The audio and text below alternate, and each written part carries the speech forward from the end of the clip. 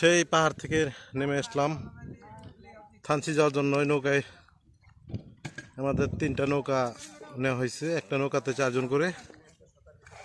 এখন থানচি যাব। আর ওই যে তিনটা নিরীহ লোক ছাতা নিয়ে আসে নাই, এদের ভয়াবহ অবস্থা।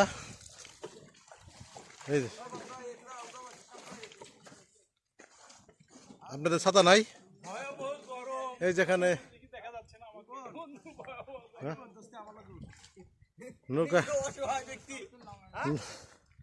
নৌকা নৌকা এখন ছেড়ে দেবে আমাদের নৌকা নাই এখন, না আইতিব নৌকা, ওই নৌকা নাই আর। ও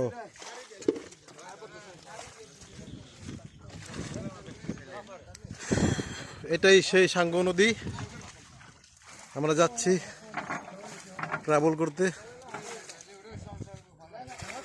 আল্লাহ বিসমিল্লাহ। উঠলাম কিন্তু